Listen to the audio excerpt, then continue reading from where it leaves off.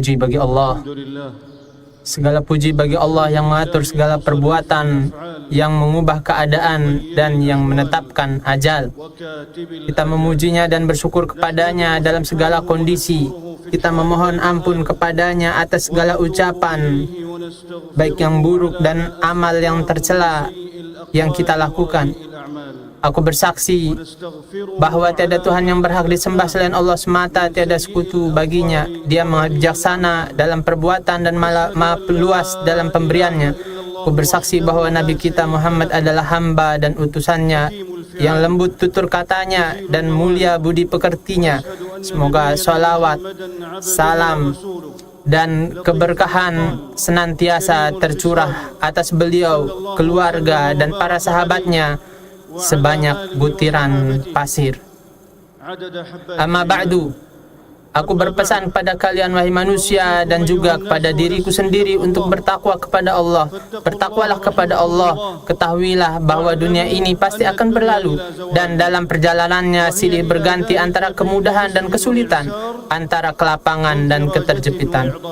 Dunia memang tercipta penuh keruh, tapi kau menginginkannya bersih dari takdir dan cobaan. Siapa yang menuntut hari-hari melampaui tabiatnya, ibarat mencari kobaran api di dalam air. Wahai kaum muslimin, sesungguhnya Allah telah menetapkan bagi para hambanya bagian dari musibah dan ujian yang pasti akan mereka alami. Para ahli bahasa berkata, bala dan ibtila, musibah dan ujian itu memiliki makna yang sama, yaitu bentuk ujian, bisa berupa nikmat maupun bencana. Sebagian ulama membedakan keduanya. Jika menimpa orang beriman yang taat, maka itu disebut ibtila atau ujian, dan jika menimpa orang yang bermaksiat, maka disebut bala atau musibah. Baik musibah maupun ujian dapat menimpa harta, jiwa, dan hasil panen. Tak ada seorang pun di antara makhluk yang luput darinya.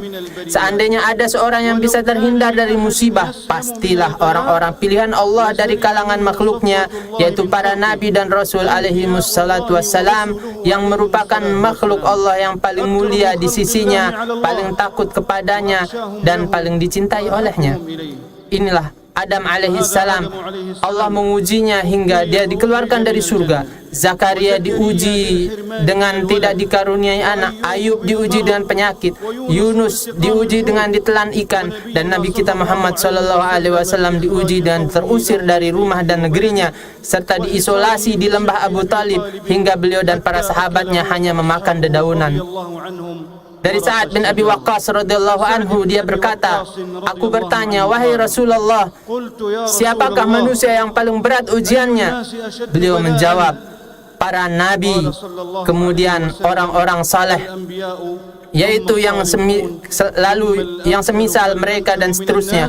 Seseorang diuji sesuai dengan kadar agamanya. Jika dalam agamanya ada kekokohan, maka ujiannya akan ditambah. Namun jika dalam agamanya ada kelemahan, maka ujiannya diringankan. Dan seorang hamba akan senantiasa diuji sampai dia berjalan di muka bumi tanpa membawa satu pun dosa. Hadis riwayat Ahmad dan Ad-Darimi. Tujuan terbesar dari musibah dan ujian adalah untuk menghapus dosa, menambah pahala, dan mengangkat derajat. Bentuknya bermacam-macam dan tak terhitung jumlahnya. Ada yang bersifat materi seperti kesempitan rezeki, penyakit tubuh, kehilangan keluarga, atau rusaknya tanaman. Ada pula yang bersifat batin seperti kesedihan, kegelisahan, duka, ketakutan, dan semacamnya. Dari Abu Sa'id Al-Khudri dan Abu Hurairah radhiyallahu anhuma, dari Nabi sallallahu alaihi wasallam, beliau bersabda, tidaklah seorang muslim tertimpa keletihan, sakit, kegundahan, kesedihan, gangguan, dan kesusahan, bahkan sampai duri yang menusuknya, melainkan Allah akan menghapus dengannya dosa-dosanya. Hadis riwayat Bukhari. Dan dari beliau juga radhiyallahu anhu, dia berkata, Rasulullah SAW bersabda, musibah akan terus menimpa seorang mukmin atau mukminah baik pada tubuhnya, hartanya maupun anaknya, hingga ia bertemu dengan Allah dalam keadaan tidak membawa satu dosa pun. Hadis riwayat Ahmad. Allah Azza wa Jalla menguji para hambanya agar mereka merasakan betapa mereka sangat bergantung kepadanya, sangat membutuhkannya dan tidak bisa lepas darinya. Mereka pun bersegera kembali kepadanya, memohon pertolongan kepadanya. Allah mendengar doa mereka, menyaksikan kerendahan diri mereka dan melihat kepasrahan mereka. Akhirnya ujian pun berubah menjadi anugerah, musibah menjadi karunia dan kemurahan, dan penderitaan menjadi bentuk ibadah dan ketundukan. Padahal sungguhnya Allah tidak membutuhkan sedikit pun untuk menyiksa hamba-hambanya. Allah berfirman, Allah tidak akan menyiksamu jika kamu bersyukur dan beriman. Allah Maha mensyukuri lagi Maha mengetahui. Bahagialah wahai hamba Allah bagi siapa saja yang menyambut ujian itu dengan berbaik sangka kepada Tuhannya, lalu dia menyerahkan diri segala urusannya kepada Allah, ridha dan mengucapkan istirja, lalu menyusulnya dengan ketulusan dan bersandar kepadanya. Allah berfirman, kami pasti akan mengujimu dengan sedikit ketakutan dan kelaparan, kekurangan harta, jiwa dan buah-buahan. Sampaikanlah kabar gembira kepada orang yang sabar, yaitu orang yang apabila ditimpa musibah mereka mengucapkan inna lillahi wa inna ilaihi raji'un. Mereka itulah yang memperoleh ampunan dan rahmat dari Tuhannya, dan mereka itulah orang yang mendapat petunjuk. Dan sungguh celaka dan rugi orang yang menyambut ujian itu dengan keluh kesah dan kedurhakaan, dengan penentangan dan kekufuran.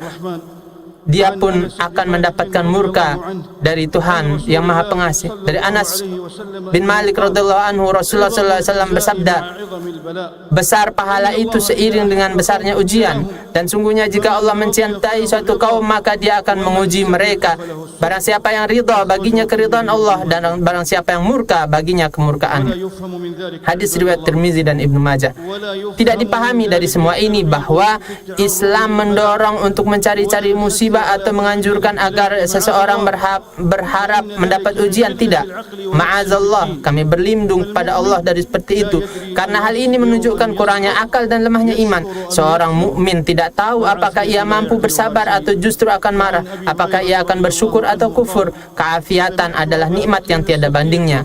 Abu Hurairah radhiyallahu anhu berkata, aku mendengar Abu Bakar As-Siddiq di atas mimbar berkata, aku mendengar Rasulullah sallallahu alaihi wasallam pada hari ini tahun lalu. Lalu Abu Bakar menangis dan terisak. Kemudian ia berkata, aku mendengar Rasulullah sallallahu alaihi wasallam bersabda setelah kalimat tauhid la ilaha illallah, kalian tidak diberi sesuatu yang lebih utama daripada afiah, keselamatan. Mintalah afiah kepada Allah. Hadis riwayat Imam Ahmad.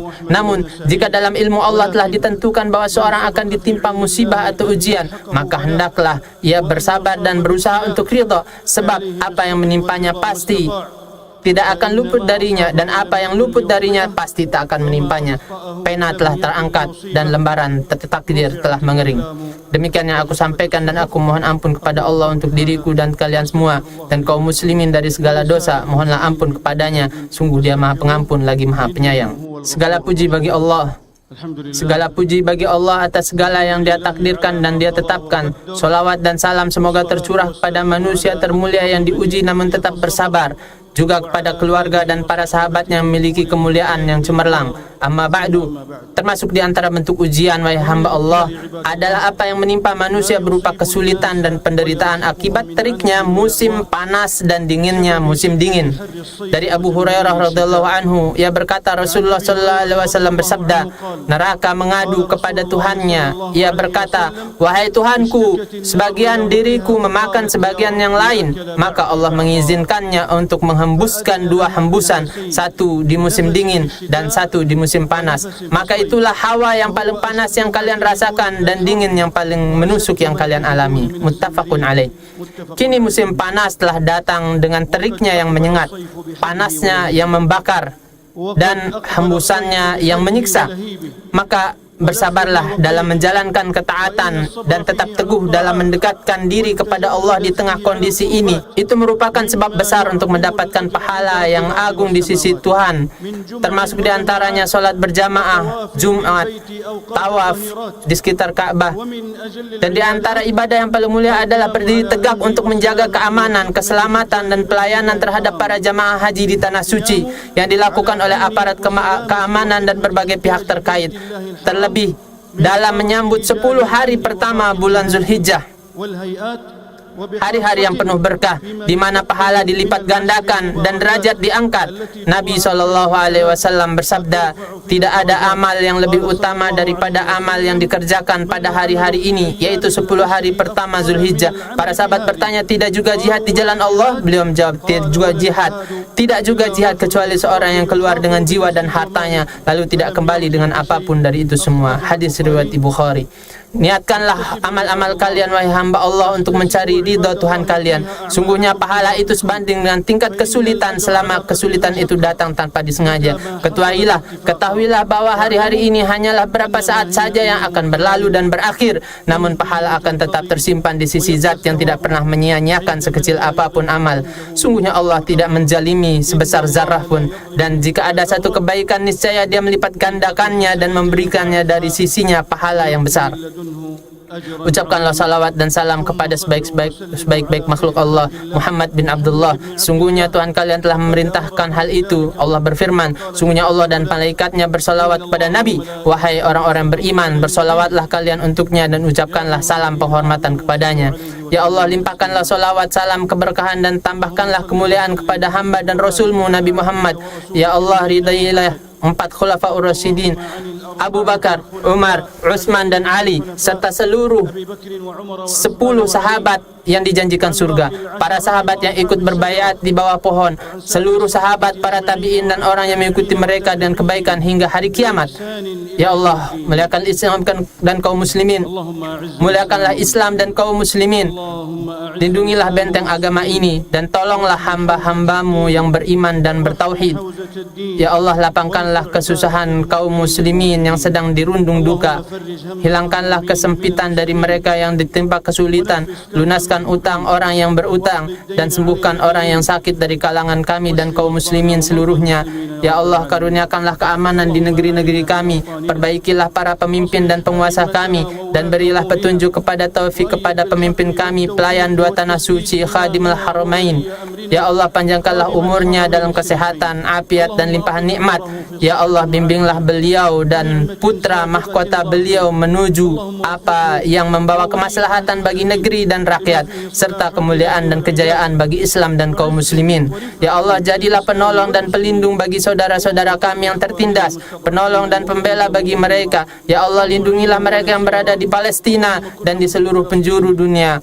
Ya Allah, lindungilah para tentara kami yang berjaga-jaga di perbatasan negeri kami. Ya Allah, jagalah mereka dengan penjagaan darimu yang tak pernah tidur. Naungilah mereka dengan kekuatanmu. Ya Allah, anugerahkan kepada kami kesabaran dalam menghadapi ujian, keridhaan dalam takdir, dan rasa syukur di saat lapang. Janganlah Engkau bebani kami dengan sesuatu yang tak sanggup kami pikul. Sungguhnya afiat darimu lebih luas bagi kami. Wahai Zat yang Maha Pengasih lagi Maha Penyayang.